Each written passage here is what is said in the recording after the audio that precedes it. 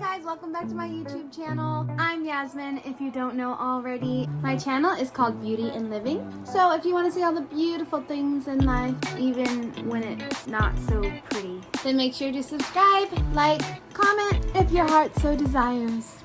Today we're going to be talking about, is it worth it going to Puerto Rico right now during COVID? Before I talk about that, I want you guys to know I understand what's going on right now. We are in a pandemic, and if you haven't heard it enough said to you, we're in a pandemic. We have to be careful. We have to social distance, wash our hands, wear masks, because it's all about just being decent to each other right now, being loving and respectful. So if you are planning on going to Puerto Rico, whether or not I determine yes or no, then just do your best to stay safe and to help keep everyone else on the island safe as well. So let's get to it!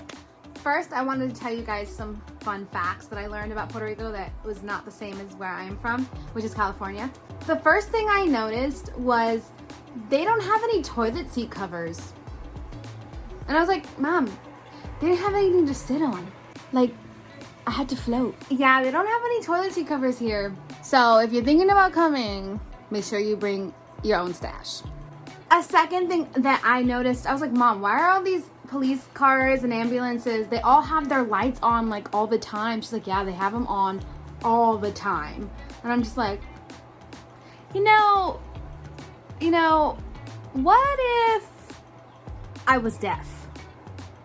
Like, I'd never know if the ambulance or the police officers were pulling me over. Like, I mean, third thing I learned was iguanas, guys. They're huge. It was so sad this one point because I was driving and there was this iguana on the floor. It was dead. It was like, you know, how you pass by a dead dog or a dead cat or something. It was like that. And I was like, but it was huge. Like, it was huge. It was huge.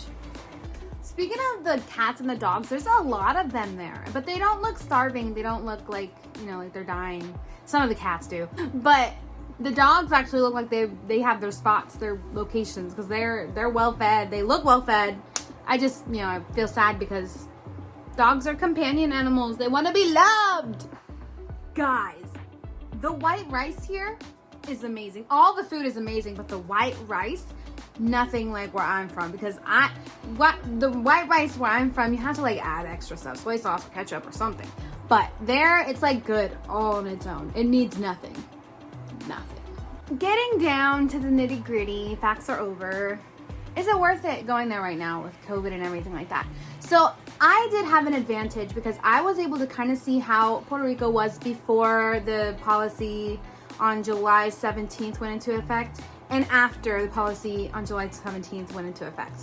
So before July 17th, it was really nice. There were more people, obviously. Everybody was like hanging out at the beaches. If you guys watch one of my vlogs, people were there. They were out there. They were social. They were, you know, and Puerto Rican people, I must say, they're fun. You know, they're chill, they're fun.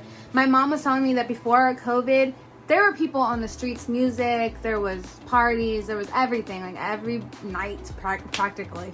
So, you know, I really wish I could have experienced that Puerto Rico, but thanks COVID for nothing. So anyway, but before July 17th, things were a little bit more, they were just a little bit more. After July 17th, things calmed down a lot. There was barely anybody really out. You know, the policy is now until the 31st that if you're on the beaches, it needs to be basically for exercising purposes. A lot of restaurants were open. They just, I guess, could only run at 50% capacity, but at least you can still eat. So if you are coming, beaches, you can still go on them, but you have to be, you know, participating in some, you can't be lounging. No chairs and food and stuff like that. Don't do that. You can swim, that's exercise. You can walk, you can run, you can play any sports that are non-contact. Biking is something you can still do. I don't know about rental places and things like that. I saw some people paddle boarding, which is cool. So, I mean, there are still options, just not as many as there were before the policies took effect. I know there were a lot of comments from people worried about what's happening after July 31st, which is when the policy was basically extended. That was like the time frame, July 17th to the 31st. So a lot of people are like, what's happening after? Because a lot of people are coming after August. If you're doing that, I don't know. You just have to kind of wait and see. I know that's probably a lot of anxiety for you, but what can you do? I think the people of Puerto Rico are amazing and chill. The roads need a lot of work. I could not live there personally just because of the roads alone. It's a really bumpy ride. It's an experience, and it's a beautiful experience. The island itself is beautiful. If you watched my previous video, I actually had done a nature thing where I took photos. I'm also a photographer. I took a lot of photos, and I just put a few of them in that video if you want to go check them out. If I had to say yes or no to going to COVID right now did I say going to COVID? Going to Puerto Rico right now during COVID, I would say if you had the option, which a lot of airlines are like extending people's trips if that's what you want to do. If you had the option, I'd say wait, because the pandemic is harsh right now. It's dampening a lot of spirits, and it's making people really afraid. And I think, they have a right to be afraid, but at the same time, it's important to live. But at the same time, I would say wait, just because Puerto Rico is not the Puerto Rico that a lot of people are familiar with right now. And if you're going just for tourism, if you're going just to experience Puerto Rico, if you could extend it to another time when Puerto Rico has healed, I say do that, because it's going to be much better and much funner, and I know it's going to suck having to postpone everything, but that's just my opinion. Wait.